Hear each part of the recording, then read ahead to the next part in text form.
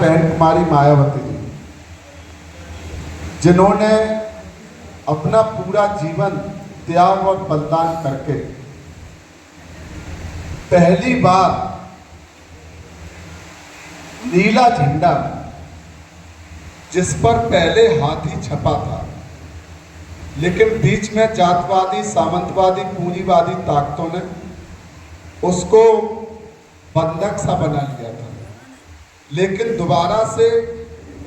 परम पूज्य मानवर कांसीराम साहब, परम पूजनीय माननीय बहन कुमारी मायावती जी ने उस नीले झंडे को दोबारा से पहले बिना हाथी के और फिर हाथी छपवा कर जिन हाथों में एक बार थमा दिया और उन हाथों ने अपने झोपड़ी पर, अपने कच्चे, शायद एक आध पक्के मकान पर एक बार लगा दिया, उसके बाद उनके ऊपर कितनी भी मुसीबत आई, उनका कितना भी अपमान हुआ, लेकिन उन्होंने अपने उस थामे हुए झंडे को ना कभी झुकने दिया, ना कभी उतरने दिया। ऐसे कार्यकर्ताओं का मैं लाख लाख बार सर झुकाकर उनका हृदय से सम्मान करता हूं, उनका अभिनंदन और वंदन करता हूं। और खास तौर से वो लोग जो हो सकता अपने घर में अस्वस्थ होने के कारण अपने घर में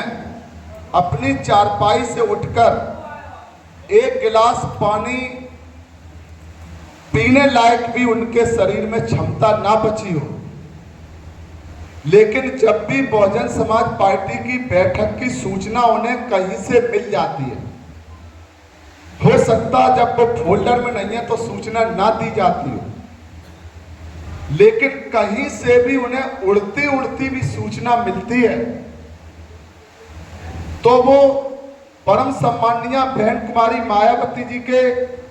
और अपने महापुरुषों के सम्मान में इस बैठक में आए हैं।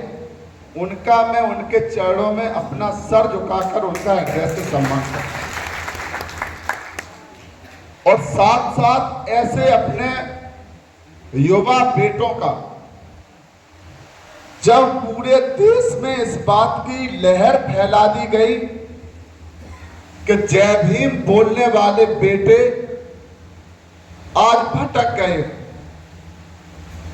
पूरे देश में इस बात को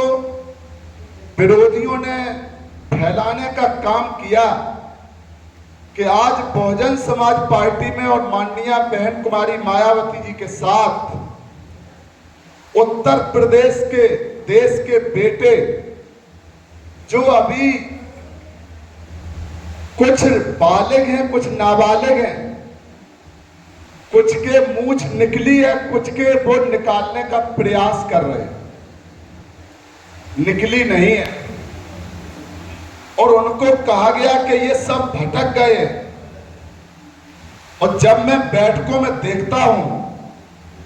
और ऐसे बेटे भी जो बैठक में आए हैं, मैं अपने खुद के सगे बेटे जो हमारे माना जाता खून का है, उसके बराबर जो बेटे यहां बैठक में आए हैं, परम सम्माननीय बहन कुमारी मायावती जी के साथ आज खड़े हैं चट्टान की तरह, उनका भी मैं दिल खोलकर हृदय से स्वागत करता हूं, उनको इस नेता। साथियों, ये छोटी मोटी कोई राजनीतिक रैली और आंदोलन पार्टी का काम नहीं है, ये एक विशाल आंदोलन है जो दुनिया में सब जगह नहीं चल रहा है। पूरे दुनिया में, पूरे ब्रह्मांड में जब जानवर से बदतर जिंदगी जीने वाले लोग और इस धरती पर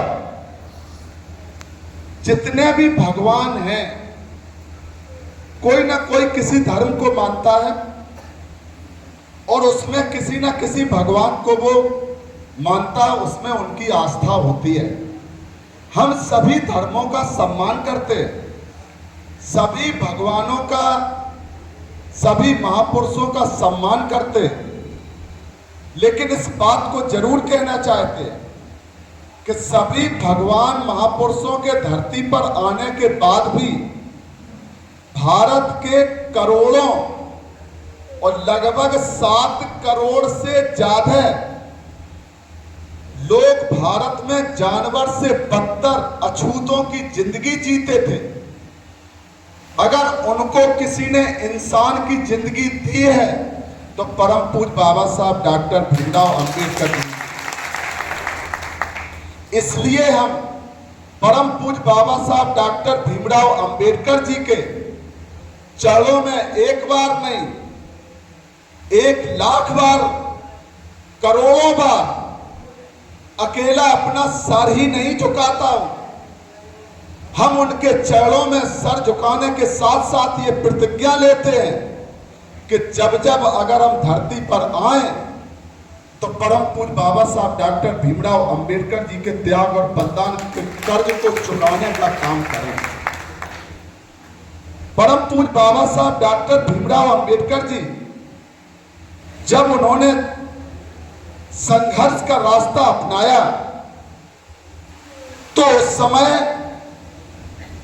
क्या नारे लगते थे। लोग जब परम पूज्य बाबा साहब के से मिलने जाते थे, उनके आंदोलन में भाग लेने जाते थे तो